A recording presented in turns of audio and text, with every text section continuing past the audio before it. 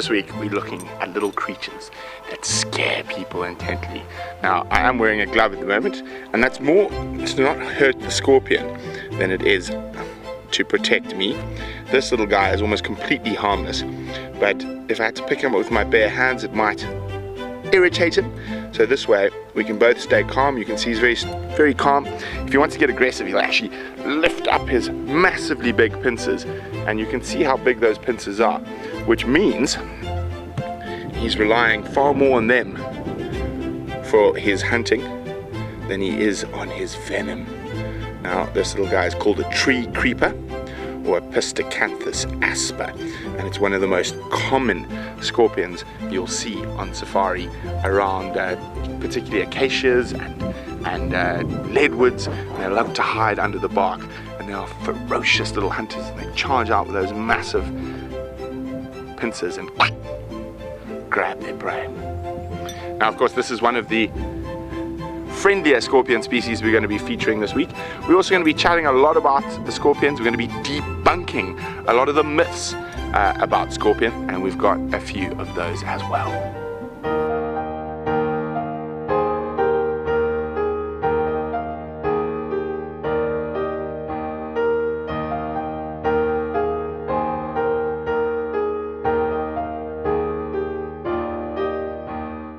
We're dealing with one of the most venomous creatures in the bushveld. It is the scorpion. Now, most of them are harmless.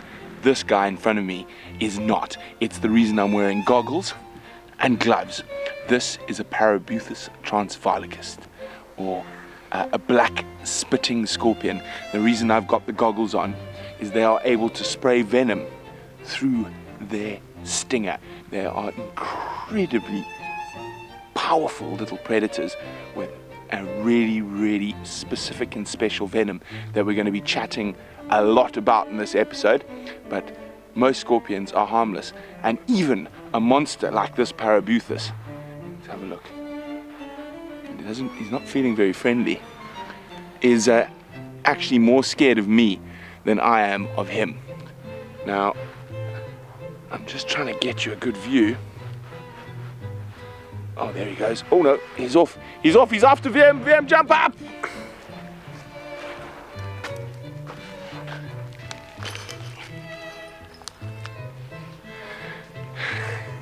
So all these scorpions that we're showing you at the moment, we've caught from people's houses, and we're going to be releasing back into the wild. But while we've got the opportunity to be close to an apex mini predator like this, we would love to teach you more about them and to help alleviate some of the common fears that people have about scorpions, because scorpions are actually your friends and an incredibly important part of the ecosystem.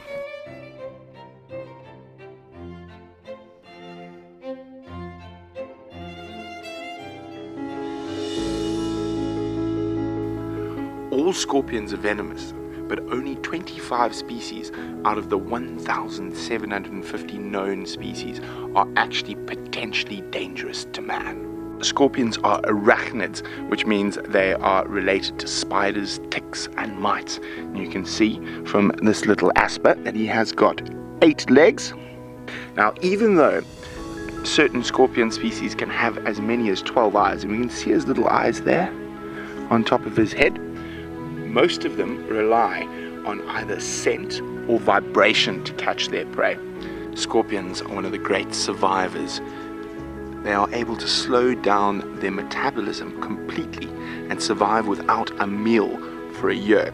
They also occur on all continents of the world except for Antarctica. There's a common old wives' tale, a myth if you will, that scorpions commit suicide by stinging themselves when they're surrounded by fire. This is of course not true at all. What happens is the heat causes them to convulse and they end up stinging themselves in the back. Now, they're not committing suicide because all scorpions are of course completely immune to their own venom. Now, scorpion babies are called scorplings, and they of course ride on their mother's back until their first molt, making them one of the few sort of invertebrates that actually is altricial, and the mother will care for her young up to their first molt. The females, in most cases, are always bigger than the males, and they're often referred to as the fighting females. So the males are generally more timid, and the females are bigger and more aggressive. Now, even though we've watched scorpions eating and it looks like they're eating, they can only ingest food in a liquid form. So they actually have a special pouch right in their mouth there, where they will take pieces of the insect or mammal that they're eating, and they will actually regurgitate up some of their stomach acids, and that will liquefy what they're eating, and then only will they be able to ingest it. So they almost have a separate feeding pouch to their mouth where they'll put things in and then get that really, really strong liquid out from their stomach, which will liquefy their food before they're actually able to get any nutrients from it. Now, in most cases, all scorpions, even the most venomous, such as the Parabuthus that we get here, will try subdue their prey using their pincers and try not inject venom. They will only use their venom for large prey or if they are threatened. Now, the reason for this, in certain species, it can take over a week for them to create enough protein to fill up their venom again. Now, in certain myths and legends, in Africa as well as China, if you are stung by a scorpion, in a lot of African cultures, you're supposed to kill the scorpion and rub it on the place where you've been stung, and that's supposed to help alleviate the symptoms or the pain. This, however, is not true. Now, in China, something very similar, where scorpion wine is drunk to try act as sort of an anti-venom, and of course, it doesn't actually do anything. Now, scorpions will molt up to 7 times before they reach their full size, and once they are full-sized, they stop molting completely. Now, scientists have noticed that right after a molt, scorpions do not shine under UV light. Now, they have to wait for the outer cuticle to harden before they start fluorescing under the UV light again. According to a scorpion expert, Dr. Scott A. Stockwell, this could mean that the substance that causes the fluorescence is a byproduct of the hardening process, or it might be secreted not long after the creature molts. Whatever its source, the glowing property is surprisingly long-lasting. When scorpions are preserved in alcohol, the liquid itself sometimes glows under UV light. And the hyaline layer is amazingly durable. It can survive millions of years. Stockwell says it's often found in scorpion fossils, even when all other parts of the cuticle have vanished. What's more, that even fossilized hyaline fluoresces. Still, scientists are not exactly sure on the ecological benefit for the scorpions.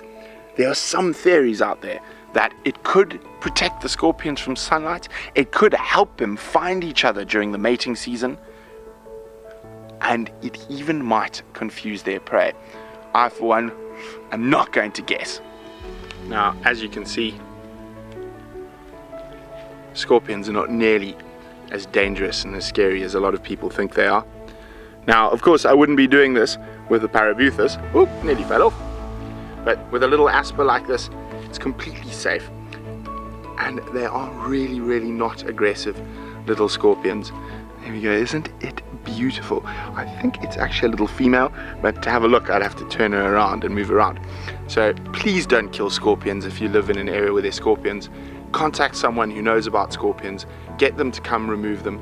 They're incredibly important ecologically. They are amazing pest controllers, and in certain parts, and particularly arid parts of Mexico, Australia, Africa, and America, they are responsible for controlling the invertebrate populations. Grasshoppers, cockroaches, all make up a scorpion's prey. So please don't kill them. And as you can see, most of them completely harmless. And just be careful of the ones with the thick tails. Thank you for watching this week's Safari with Brent. We had an amazing time taking you in the intimate, minute world of scorpions. Now remember how important they are to the ecosystem, so please don't hurt them, and we can't wait to take you on another adventure next week. Don't forget to like, share, and subscribe to PaintedDog.tv.